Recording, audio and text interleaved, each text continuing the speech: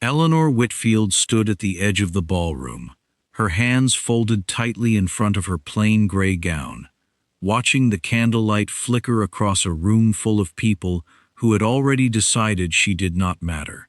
She was 22 years old, and for as long as she could remember, she had been told, in one way or another, that she was the disappointing daughter.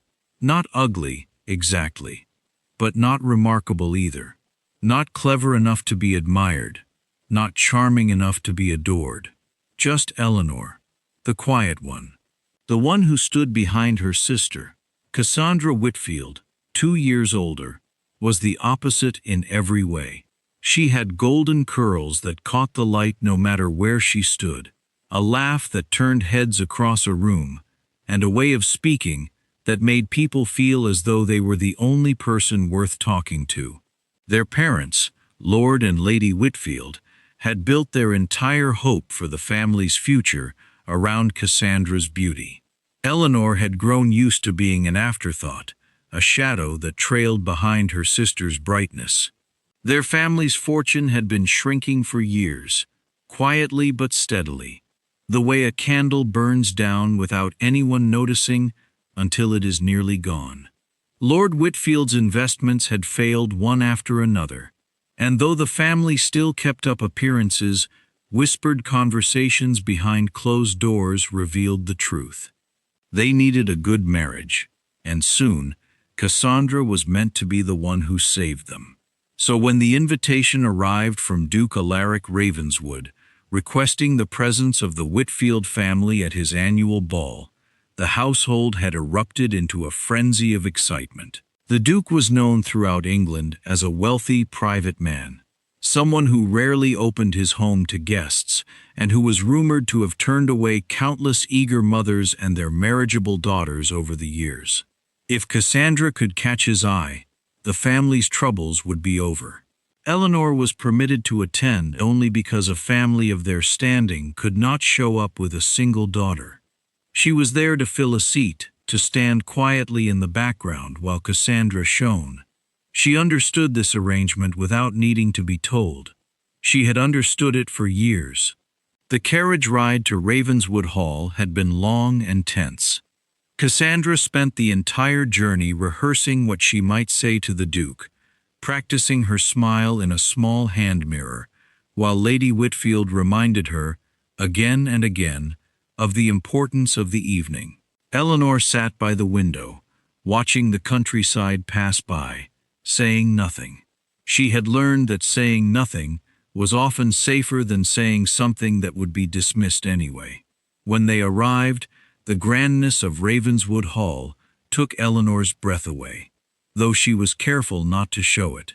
Marble floors gleamed beneath enormous chandeliers, and the walls were lined with paintings that looked older than the country itself. Guests moved through the rooms in silks and jewels, their laughter echoing off the high ceilings. Eleanor felt, as she often did in such settings, entirely out of place.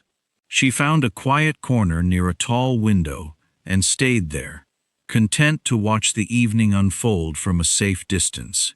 It was from this corner that she first noticed him. Duke Alaric Ravenswood was tall, with dark hair and an expression that seemed permanently thoughtful, as though he were always turning something over in his mind. He moved through the crowd with quiet politeness, greeting his guests with brief nods and short exchanges, never lingering too long with anyone. Eleanor watched him for a while, curious about the man everyone spoke of with such fascination, before turning her attention back to the safety of her corner.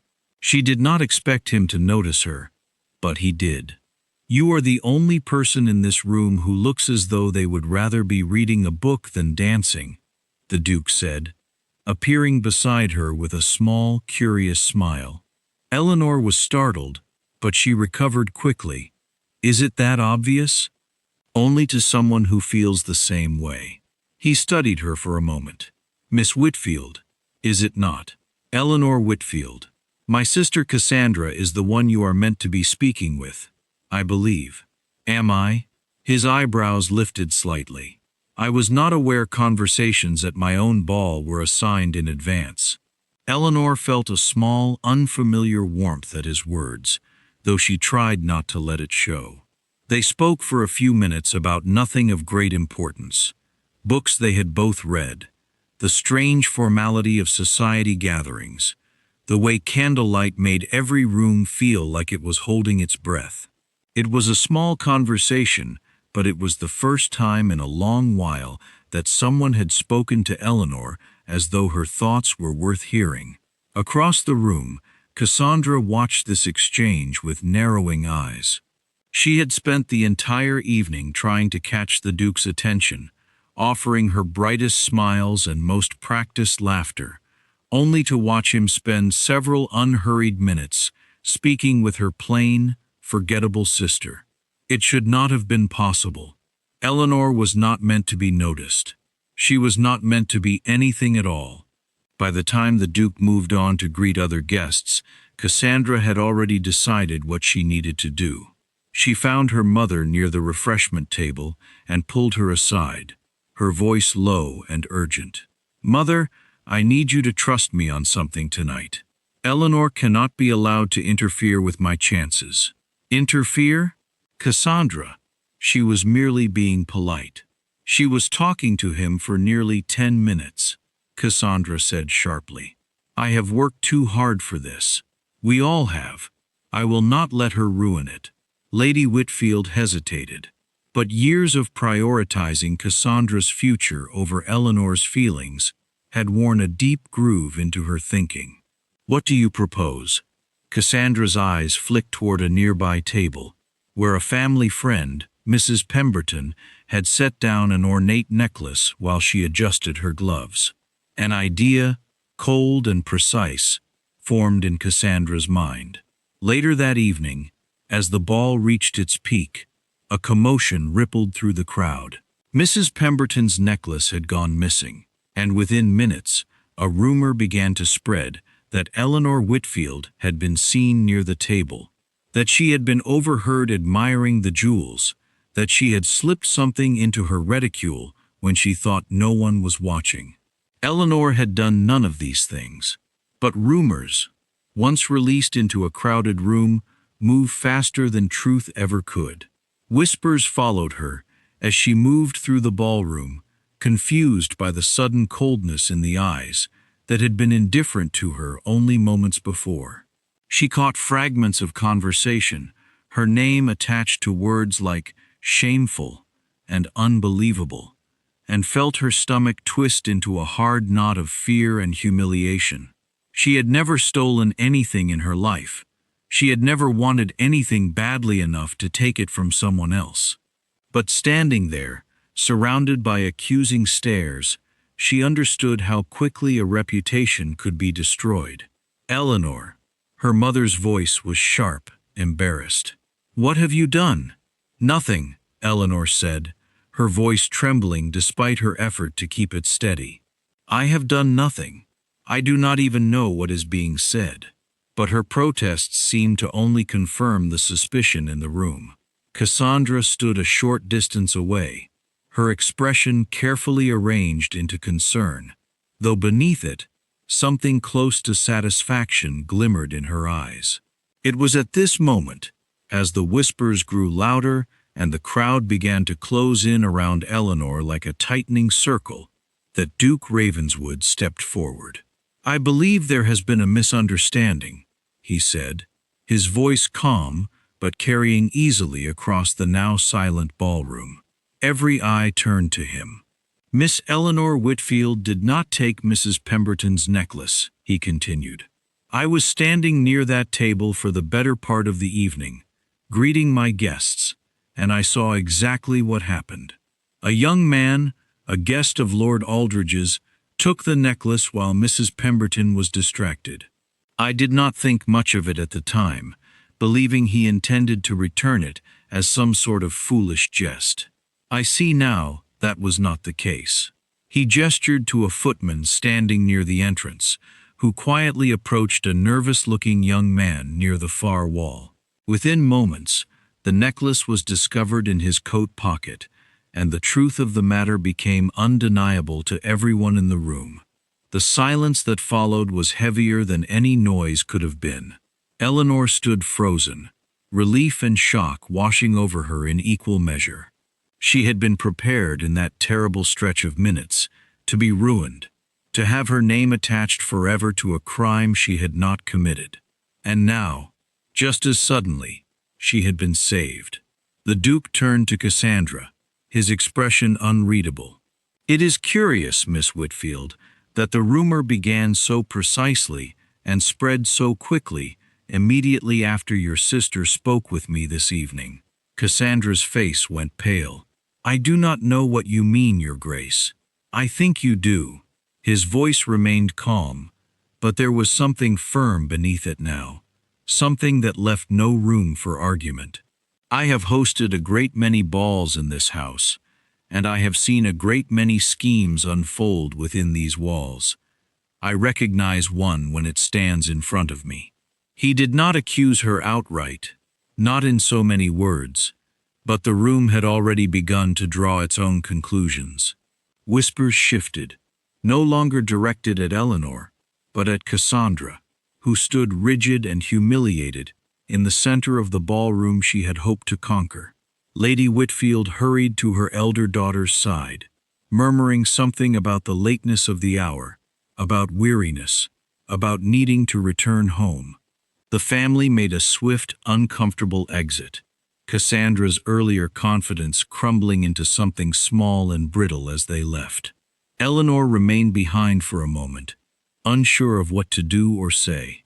The Duke approached her once more, his expression softening. "Are you well, Miss Whitfield?" "I believe so," Eleanor said quietly. "Thank you. I do not know what would have happened if you had not spoken." "I only told the truth," he said. "It is a shame it needed to be defended so loudly." They spoke for a while longer, the ballroom slowly returning to its usual rhythm around them, the scandal already becoming the subject of quiet conversation among the remaining guests. But this time, when Eleanor spoke, she found herself unafraid.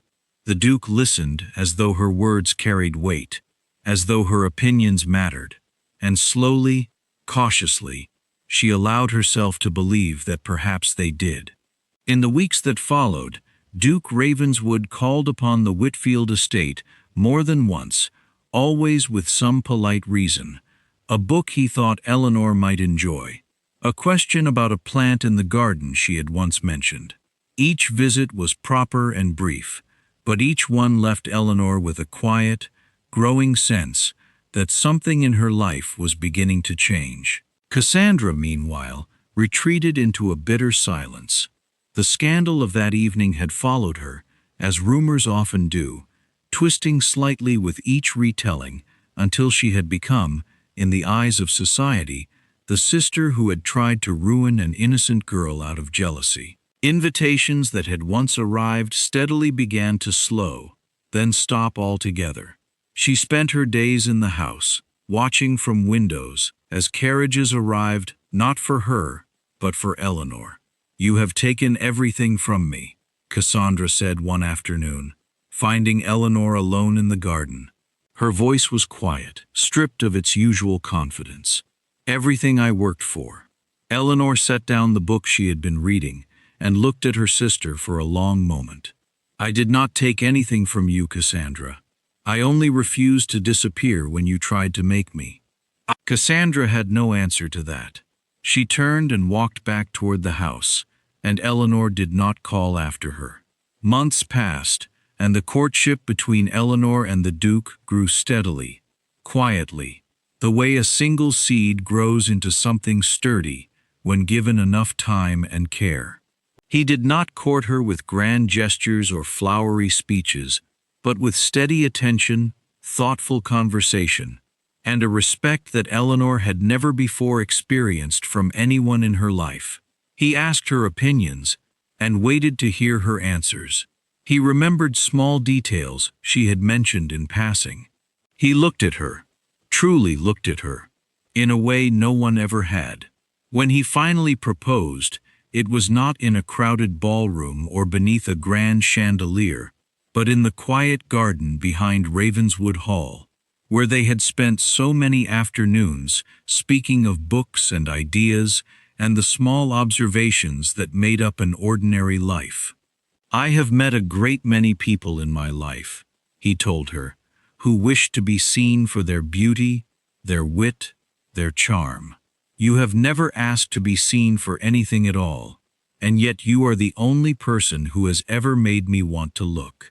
Eleanor, who had spent so many years believing herself unworthy of notice, found herself unable to speak for a moment, her eyes filling with tears she had not expected. When she finally answered, her voice was steady.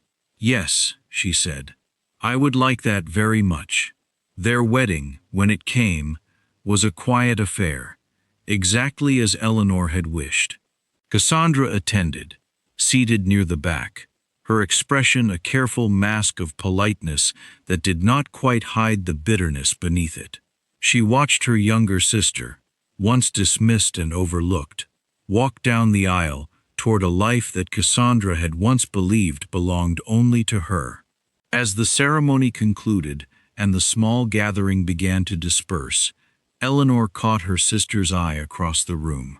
There was no triumph in her gaze, no desire for revenge, only a quiet peace, the kind that comes from finally being allowed to become fully yourself after years of being told you were not enough. Cassandra looked away first. In the years that followed, Eleanor became known throughout the county not for her beauty, which had never been remarkable, nor for her wit, which she had always kept carefully guarded, but for her quiet kindness and her steady presence. She became a duchess who listened more than she spoke, who noticed the overlooked servants and the forgotten guests at every gathering she hosted, remembering perhaps too well what it felt like to stand unseen in a crowded room. She never forgot the evening that had nearly destroyed her, nor the man who had refused to let a lie stand unchallenged. And though her sister's scheme had been built to break her, it had instead led her to the one place she had never expected to find herself, fully seen, fully valued, and finally, completely at home.